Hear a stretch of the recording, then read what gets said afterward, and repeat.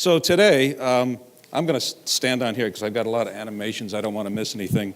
What we're going to do is focus on VPX optical interfaces and some of the things that we've been doing, some of the things that are in the market, some of the technology. We're going to look at the requirements, what's driving it. We're going to look at some of the technology.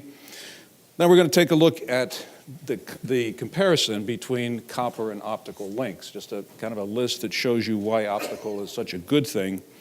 Look at some VITA standards for optical interfaces, and also then take a look at the VITA 49 radio transport, which is a very interesting protocol defined under a VITA spec for moving radio links. And then finally, some applications. Part of the optical story that you heard in the previous presentation from Patrick, I'm going to echo and support or reinforce. And if you hear the same thing from two people, it's got to be true, okay? So let's go. So what's really driving the need for optical interfaces? What we've got is we've got in our communication systems wider bandwidths. We've got more complex signals out there. People are trying to squeeze as much information into a very small bandwidth. So that requires a lot of processing power. And the processing is typically done in DSPs or FPGAs.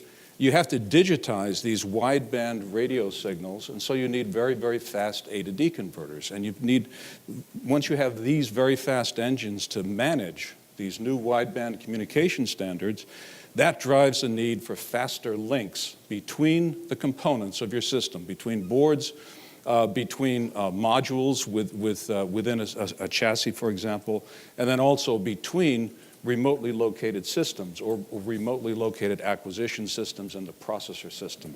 So these are all the drivers for faster links. Just to take a quick, simple look at some of the fundamentals of optical links. You have a transmitter, that's the guy with the flashlight, and typically today you're doing LED or laser transmission. Lasers are becoming easier, more popular.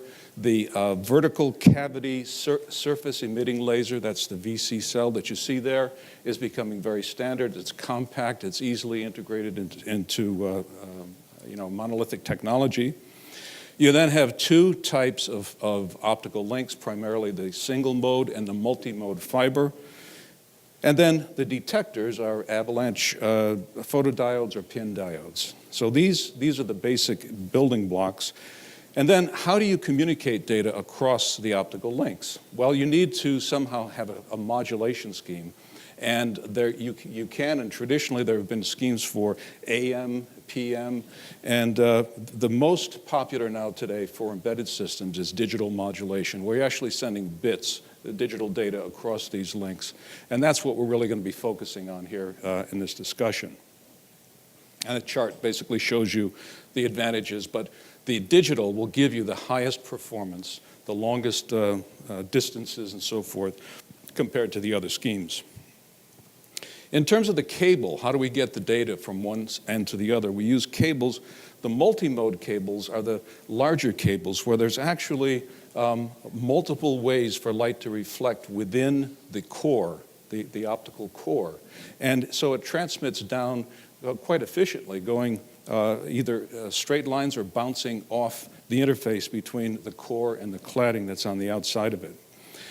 Typically, these can give you about 2.5 gigahertz, that's gigabits per second, or gigabaud, over about 300 meters. So it has a limited range, okay? The single mode fiber is a little bit, quite a bit smaller. It's about 9 microns in diameter compared to the 50 or 62.5. But it's smaller so that the light can only travel by virtue of its wavelength down in a single path from one end to the other. So this is single mode. This gives you some nice advantages. It's a little bit more difficult to drive it and receive it, but it gives you distances. For example, at that same 2.5 gigahertz, you can now go 10 kilometers. 10 kilometers. So it's a major benefit. And the technology for both of these single and multimode fiber interfaces is getting better and less expensive over time. So let's take a quick look at some of the differences between the optical and the copper interfaces. Copper interfaces, of course, have been around for a long time. They're usually built into your equipment. Every PC has a 10 gigabit Ethernet, or sorry, 1 gigabit Ethernet these days. But if you take a look at some of the advantages of the optical, in terms of the loss is much lower in optical, the distances, the susceptibility to EMI radiation, that is the ability for an external magnetic field like a big, say, motor in an industrial plant to interfere with the signal on copper because of electromagnetic interference is there. In optical, it's not. Also, for emissions, there's no EMI emissions in optical cable. So it's hard to eavesdrop, another security advantage of optical. Termination costs for copper are lower than it is for optical. You have to be a little careful in terminating the optical cable, polishing the ends, putting the connector.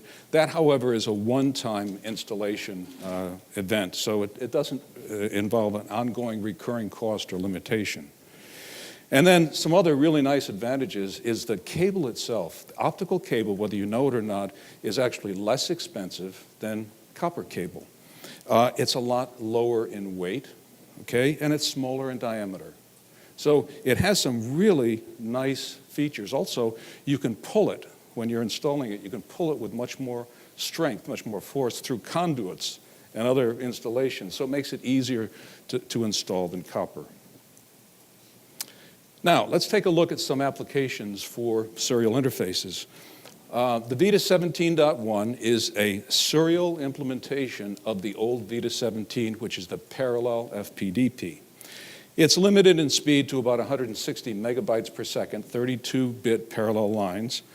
The VITA 17.1 takes the same concept and makes it into an optical interface. And it has all of the advantages, pulling forward, going from the copper to the optical, and it does the serialization going from parallel to serial across into either an optical or copper link, so you can take advantages of speeds and distances and smaller, lighter weight cable. So this is an example of an LC connector cable that you see for serial FPDP. The modes of operation of 17.1 in terms of its protocol and supported modes are much more rich in terms of like copy-through modes and loopback modes. So it has a lot more functionality than the old VITA 17. Let's take a look at some of the places where VITA 17.1 serial FPDP have been deployed. This is a mature technology. This has been used on a lot of programs. Some of it, the older technology has been copper, but more and more it's increasingly going to optical implementations of the 17.1. In terms of products, there's a lot of products out there. Again, it's a mature standard. Here's an example of a product with 4 serial FPDP implementations using the small form pluggable modules, which means you can plug in either copper or optical transceivers into the front of this device and gain then the interface that you need, either a multimode or a single mode fiber, depending on the type of transmission you're trying to do. So there's a lot of vendors out there to make these kinds of interfaces, the modules and the cable, quite inexpensive. In terms of the functions, again, inside of the module, you've got the FPGA taking the protocol that's implemented for serial FPDP, and then making the electrical connection with the FPGA interfaces to the transceivers on one side and PCI Express on the other side to get that connection through from the cables down into your system. So this really does help simplify your system integration quite a bit. FPGA really does the job. Now we're going to take a look at some of the newer types of connectors. This MT optical connector has been around for a little while. Again, it's quite mature. In this case, what you're looking at is the end view of what's called the MT optical ferrule. And in this case, it takes up to as many as now it's coming up to 96, but typically 24 to 24 optical pipes. What you're looking at is the polished ends of optical fibers here in this end view. And this then can allow you to transmit data of typically up to 20 gigabits per second, or 20 gigabaud, through these cables. A very small connector. There's also a pluggable version of this, where you take the same MT ferrule and you put a housing around it and attach it to a cable. So now I've got something that I can plug into a chassis, for example. And again, it's a lot of vendors are supplying these technologies. And then last, you've got, as I said, the chassis connections. There are bulkhead connectors available, compliant with the MT ferrule, that will allow you to plug from chassis to chassis these cables to take advantage of the optical links. Not just one, but in this case, in this example, 12 or 24 links. What's done in the VITA 66 is the extension of connections for VPX cards to the backplane. VITA 66.4 is the latest flavor of that. We introduced it last year at the show. I showed you our first board. This is now quite a mature technology for us. But the concept is that you steal one half of the VPX P2 connector. Here the example is shown in 3U VPX. You replace it with aluminum housing that holds the ferrule for the MT connector. The MT ferrule rather goes right inside. You can kind of see an end view of it here.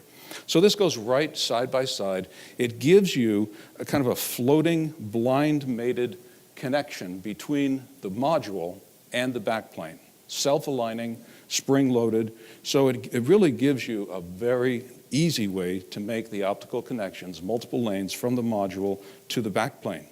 And because it's a simple optical interface with an FPGA typically behind it, you can use it to implement virtually any protocol that you want. Some of the ones that are shown here are very popular. So the whole idea, let's go down here. You can take from the backplane, you can go to another module in the same backplane, or you can go from that backplane connection out to a bulkhead connector that we saw before to go to another chassis, for example. To help take advantage of the VITA 66.4 concept and the MT ferrules, we introduced again last year the Firefly, Pentek Firefly, which you may have heard before today. This is a very nice ready-made assembly. They're made to length as required. And on one end of the assembly, you've got your MT ferrule, spring-loaded, ready to go into the housing for VITA 66.4. And as you remember from the previous slide, on the other end, you've got two receiver transmitter modules. Each one of these is 12 lanes of either receiver or 12 lanes of transmitter. And these then clip into connectors on the 3U VPX module, typically going directly to the gigabit serial links in the FPGA. So now you've got a complete assembly, full 12-lane duplex assembly ready to go, currently supporting rates at 14 gigabits per second on each of the 12 lanes.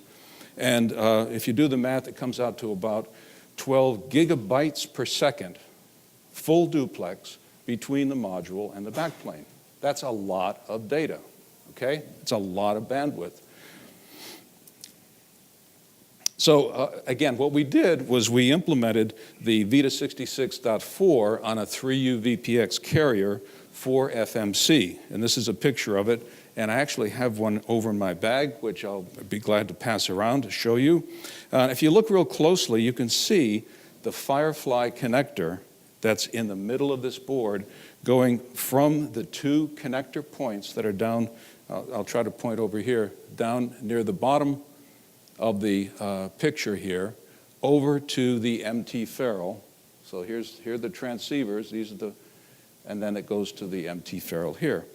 We've removed a plate which covers this cable assembly. Once the plate is installed, this is a completely covered secure assembly ready for either air or conduction-cooled operation.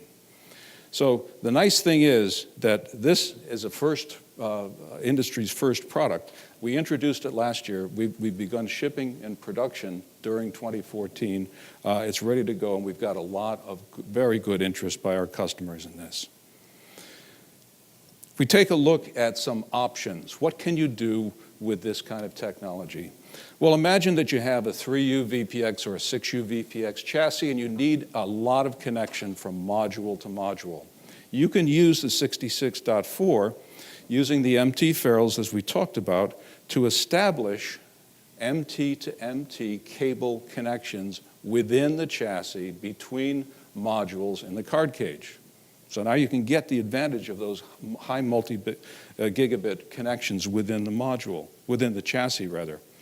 But you can also take advantage of some of the bulkhead connectors that we talked about to go outside, to go over, let's say, from one module to a bulkhead connector that can then be connected with an MTP cable to go over to a second chassis. And remember, that second chassis can be located at a great distance from the first one. Why? Because it's optical. Again, you can go kilometers between these chassis, maintaining these very high data rates that we talked about. The other thing that we see a lot of interest in are remote data acquisition systems, like remote radio receivers that might be located up at the antenna mast in a ship, for example, where you receive the signal, you do some pre-processing with an FPGA, you deliver it through an optical link across an MTP cable, going from the front-end receiver down over perhaps, hundreds of meters down to a equipment room that might be in the ship. So the whole thing here, this is a different methodology of connecting systems together, taking advantage of all of the benefits of the optical links to get the speed and the distance, but then use a mix of copper and optical technologies in your system design. Use copper when you can, use optical when you need to, and this way you can kind of mix and match to get the right blend of technology to put your system together. It's ready to go, it's here. Now the VITA 49, this is a transport protocol for radio signals. This has been, we were one of the first participants in this group, along with Bob Normoyle, back about 10 years ago, and it's been evolving and evolving since then. This is a transport layer protocol for radio signals, which gives you all of the information necessary about a radio signal, including timing, synchronization, identification, the location, and so forth, for a standardized way of joining things like that remote acquisition receiver we just looked at to a system that's in a standardized way instead of a proprietary way. Target applications are the full spectrum of military and defense applications that you see here.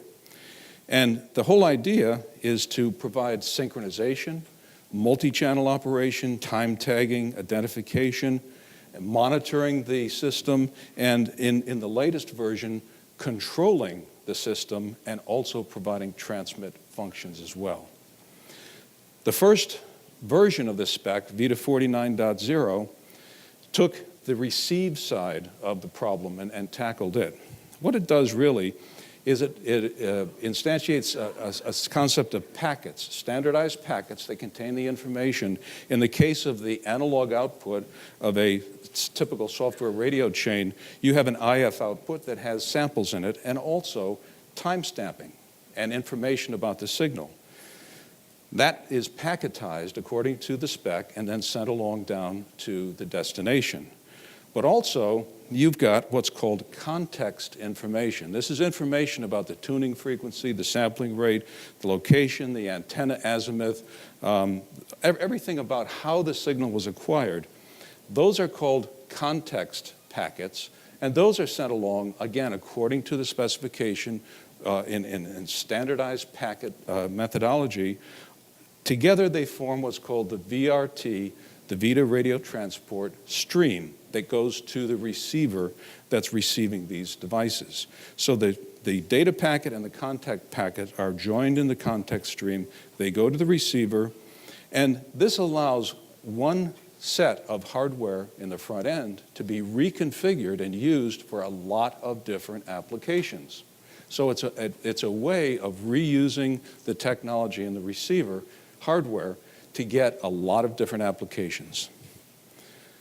The one shortfall here is that VITA 490 doesn't support transmit functions. This is a receive only. So again, as specs in VITA emerge, what you see are extensions. And the VITA 49.2 addresses the transmit side and the control side of your software radio. So now we preserve, of course, the 49.0, which we just looked at, but we add some new packets and some new protocols to support all of the other functions. So what we're adding is we're adding stimulus packets. This is the transmit data, the data that's going out the antenna for the transmit side.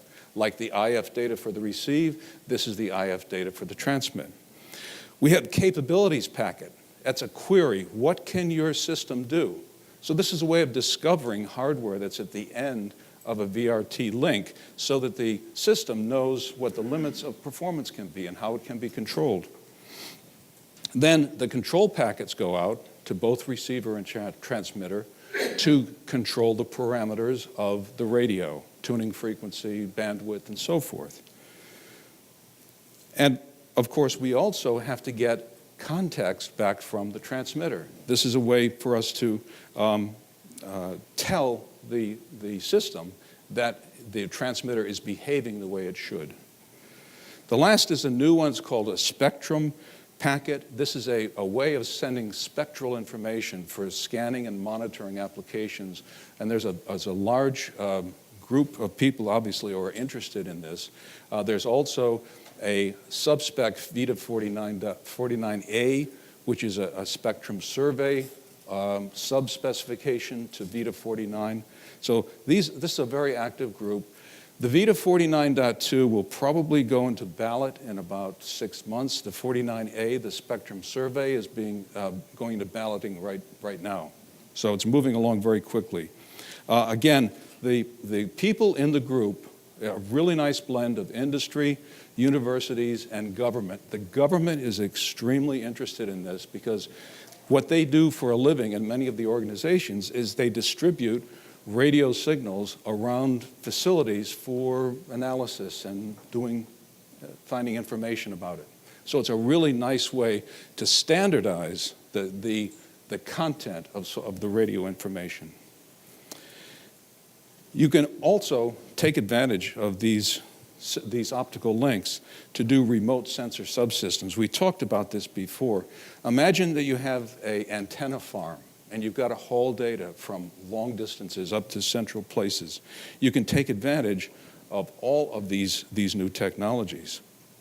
You can replace the copper. You can take advantage of the benefits, the low EMI, low loss, low threat of tampering, for example. And again, the cables, of course, are immune to a lot of things that copper cables are not. So this is really an ideal technology for a lot of defense and military applications, as you can imagine. All of these benefits come into play. So what we're seeing, just to summarize, optical links are replacing copper. We saw why. The VITA 17.1, a mature spec, that's offering a lot of solutions in deployed systems and will go even further in the future into optical.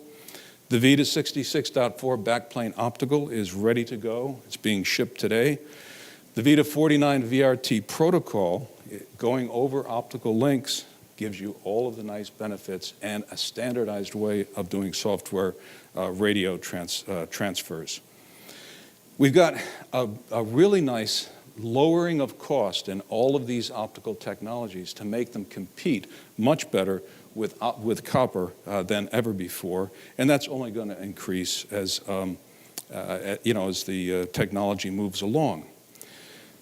Lower maintenance, improved reliability, lighter weight, FPGAs are an excellent point in the chain because they can then implement just about any protocol to send over these optical links. So FPGAs are very commonly found associated with these. And then basically the sensor and subsensors are even more appropriate to be connected over optical. I think going forward, what are we going to see? There's the VITA architectures for optical study group. This is not necessarily only VPX. It's all kinds of optical technology applied to different types of embedded system problems. We're going to see, and we already have seen in some cases, optical interfaces built into the FPGA, where you have a direct light pipe right into the FPGA that eliminates the need for the transceivers like the Firefly that we talked about. And then also, we're going to see optical links that are built into the backplanes themselves. Instead of having the MT ferrules, you're actually going to have glass going from one connector to another built into the backplane. So these are things that kind of forward-looking things, but you're going to see them. They're going to happen. It's moving rather nicely and rather quickly.